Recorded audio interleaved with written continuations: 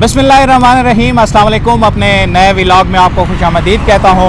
आप जानते हैं कि मैं और नादिर भाई पेशावर गए थे इलेक्शन जो लोकल बॉडीज़ के हो रहे हैं उनकी ऑब्जर्वेशन के लिए। ख़ास तौर पर खैबर पख्तूनख्वा का दारुल हुकूमत दारुल खिलाफा पेशावर, वहाँ पर इंतखाबात की क्या पोजीशन है, किस पार्टी के उम्मीदवार जो है वो ज़्यादा मजबूत हैं या किसकी अच्छी कैंपेन चल रही है, इस सारी सूरत हाल के हवाले से हम पहले ही वीडियोस अपलोड कर चुके हैं। और जो लास्ट मैंने वीडियो अपलोड की है उसके नीचे कुछ दोस्तों ने कमेंट किया है कि आपने इसमें टीएलपी का तो जिक्र ही नहीं किया। अब उस जिक्र ना करने की एक वजह है और वो वजह यह है कि वहाँ पर हमें टीएलपी का जिक्र मिला ही नहीं, क्योंकि जितने भी हमने लोगों से वहाँ पर बात की है उनके ऑप्शन में पीटीआई भी थी, अवामी नेशनल पार्टी भी थी, पीपल्स पार्टी भी थी और पीडीएम के जो मुश्तरका कैंडिडेट हैं वो भी थे। किसी ने जमात इस्लामी के बारे में भी कहा, लेकिन जितने भी लोगों से हमने राय ली वहाँ पर किसी ने हमें ये नहीं कहा कि हमने तहरीक लब्बैक को वोट देना है। अब इस सारी सूरत हाल को जो है इसका एक ओवरव्यू लेने के लिए और अंदर की बात जानने के लिए हमने खैबर पख्तूनख्वा टीएलपी के एक मरकज़ी ज़िम्मेदार हैं उनसे भी रब्ता किया, उनसे जानने की कोशिश की कि आखिर सूरत हाल क्या है। वो शायद शहर में मौजूद नहीं थे इसलिए वो हमें टाइम नहीं दे सके। उन्होंने वादा किया था कि मैं आपसे रब्ता करूँगा, लेकिन रब्ता भी नहीं हुआ। तो फिर जो वहाँ पर अवामी राय थी उस पर मुनहसर हमने वीडियोस बनाई। नादिर भाई मेरे साथ मौजूद हैं, डायरेक्ट इनसे यही सवाल करूँगा।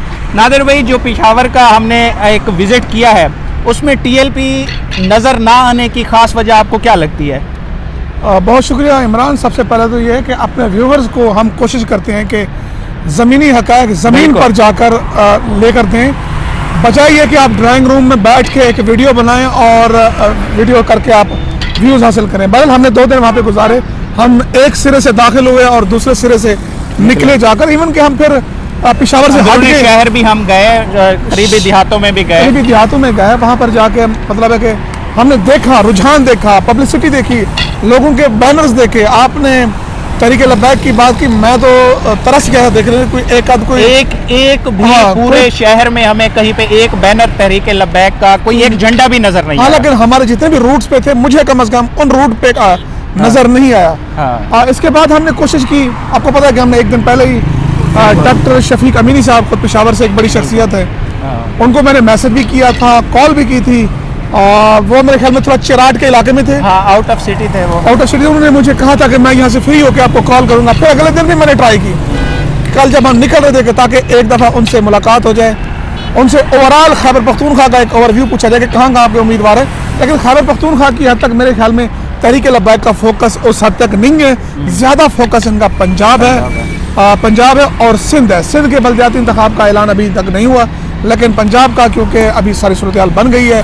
पीपी 206 में भी आपने देखा कि कल उन्होंने एक बड़ा जलसा दिया, बड़ा ज़बरदस्त जलसा, यानी कि अब तक जितने भी जलसे हुए उनमें से एक बेहतरीन जलसा उन्होंने 7 रिजवी ने अपनी रिहाई के बाद एक पहला विजिट था आउट ऑफ सिटी और पहला एक जलसा किया।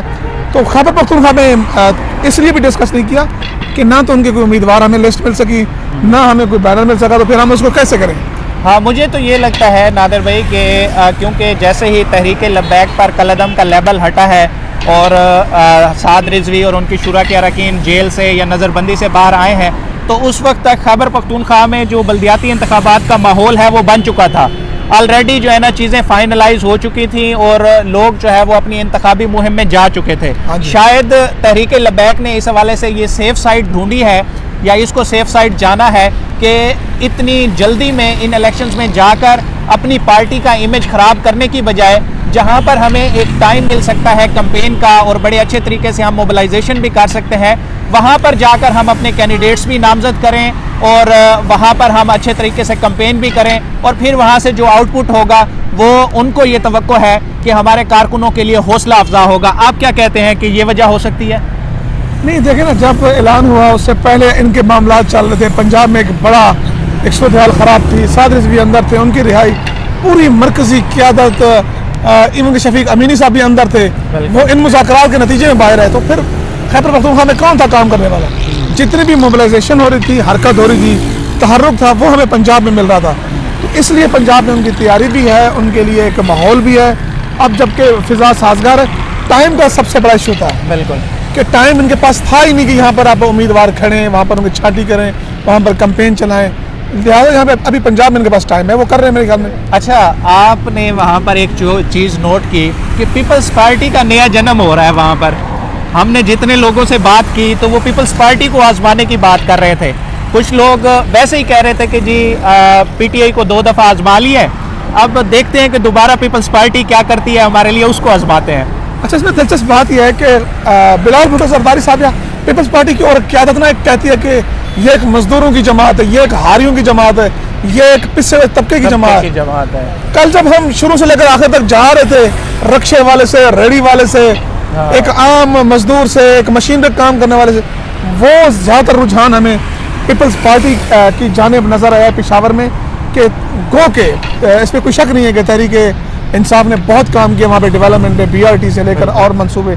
लेकिन महंगाई जो सबसे बड़ा अंसर नज़र आ रहा था हमें कि महंगाई खान साहब से लोग, आम लोग वो कहते हैं नेक होगा, पाक होगा, सब कुछ होगा।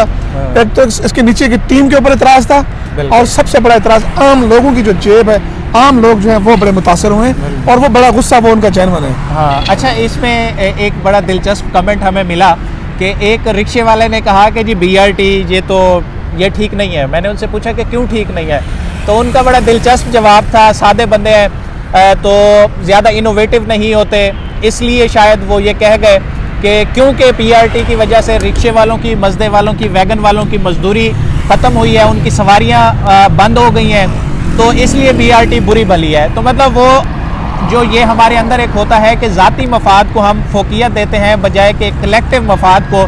तो मज़े की बात है, इसमें मुझे मशहद का एक वाक़या याद आ गया कि मशहद में एयरपोर्ट से उतरा मैं तो वहाँ पे एक मेट्रो ट्रेन थी। अच्छा, वहाँ सफ़र करके मैं बाहर निकला तो टैक्सी से पूछा कि बड़ी तब्दीली आ गई है मेट्रो ट्रेन, कहता उसने बेड़ा गर्क कर दिया हमारे रोजगार का। अच्छा, मतलब ये एक हर जगह पे होता है। हाँ, ये वो होता है क्योंकि एक जो मिडिल क्लास, एक मिडिल एवरेज के एक क्लास है, लोग हैं, उनके लिए 2 वक्त की रोज़ी, अपने बच्चों की स्कूलिंग, फिर इलाज मुआवजे की सहूलत, ये चीज़ सबसे बढ़कर होती है। और एक उनका लगा बंदा रूट था तो उनको डिस्टर्बेंस हुई है, इसलिए शायद उन्होंने ये इजहार कर दिया। अच्छा, अवामी नेशनल पार्टी कहीं वो भी इतनी स्ट्रॉन्ग नज़र नहीं आई हमें, गो के उनकी प्रेजेंस काफ़ी ज़्यादा थी। PTI और पीपल्स पार्टी के बाद सबसे ज़्यादा जो प्रेजेंस नज़र आई वो अवामी नेशनल पार्टी की थी। मेरे ख्याल में जो मुकाबला असल हो रहा है ना वो 3 जमातों के अंदर हो रहा है। सही है, वो तहरीक इंसाफ है, वो PDM के उम्मीदवार हैं ज़ुबैर अली, और इसके अलावा जो है पार्टी के अरबाब सरक है। बाकी ANP मुझे नजर नहीं आ रही, लेकिन वो अपने बाचा खान जो उनका हाउस बना हुआ है उसके आसपास दाएं बाएं, वहाँ पर उनकी एक प्रेजेंस है। हाँ, मोबिलाइजेशन कर रहे थे। मेरी जब आपकी भी बात हुई, वो शेर रहमान जो उनके हैं, जलसे तो बहुत कर रहे हैं, लेकिन जो पब्लिक सेंटीमेंट है, लोग अभी भी उस तरह से खींचे नहीं चले जा रहे जिस तरह से हमने देखा कि पीपल्स पार्टी के हवाले से लोगों की राय थी, वैसे अवामी नेशनल पार्टी के हवाले से नहीं थी। उसकी वजह मेरे क़यादत भी है। अभी जो उन्होंने क्या तब्दील की है वो अहमद अली खान जो है, उस पर लोग नाराज नजर आ रहे हैं। मुझे लग रहा है कि उस पे ना उनको एक्टिव, वो चाहते हैं कि अवामी नेशनल पार्टी जो एक पख्तून शनाख्त की जमात है तो उसको वैसे ही एक मुतहर्रिक रोल अदा करना चाहिए। और साथ ही साथ जो इन्हीं के पार्टी के लीडर हैं, मैंने अपनी पिछली वीडियो में भी जिक्र किया कि अमीर हैदर होती और जो बिलोर ख़ानदान के अफराद हैं, लोग चाहते हैं कि वो फ्रंट फुट पर आएँ, लीड करें, तो फिर शायद पार्टी का कुछ बन सके। कंक्लूडिंग रिमार्क्स क्या है नादिर भाई आपके? देखें जी, मुकाबला जो है तीनों जमातों के दरमियान मैंने बता दिया, वहाँ पर बाकी जमातों का मुझे मुकाबला नज़र नहीं आ रहा। बाकी उस दिन क्या होता है, आवाम की राय आखिरी दिनों में भी चेंज हो सकती है, लेकिन अब तक जो हमारी इंफॉर्मेशन थी, हमने जो ग्राउंड पे देखा, वो यही है कि पीपल्स पार्टी रिप्लेस कर सकती है, सरप्राइज़ दे सकती है, लेकिन हुकूमत होती है, ज़ाहिर है कि बरसर इक़्तिदार जमात उसका एक अपना असर रसूख होता है। सही। तो ये अपडेट थी, ओवरव्यू था, और जो लोग हमसे पूछ रहे थे कि तहरीके लब्बैक का जिक्र नहीं किया आपने, तो उसकी ये वजूहात थी, ये पॉइंट्स थे जिनकी वजह से पिछली हमारी दोनों वीडियोस में जो हमने पेशावर में जाके की हैं उसमें तहरीके लब्बैक का जिक्र नहीं था। इंशाल्लाह बाकी जो ज़िमनी इंतखाबात हो रहे हैं उस पर भी हम फोकस्ड हैं, उन पर नज़र रखे हुए हैं। वहाँ पर जो हमारे लोकल जो डिस्ट्रिक्ट रिपोर्टर्स होते हैं, जो वहाँ के जर्नलिस्ट हैं मकामी, उनके साथ हम राब्ते में हैं, और जो अपडेट्स आ रही हैं खासकर जो मेन स्ट्रीम मीडिया का हिस्सा नहीं बनती, वो हम अपने चैनल्स के ज़रिए, यूट्यूब स्टेशन के ज़रिए, प्लेटफॉर्म के ज़रिए आप तक पहुँचा रहे हैं। अब तक के लिए मुझे और नादिर भाई को दीजिए इजाज़त। अल्लाह हाफ़िज़।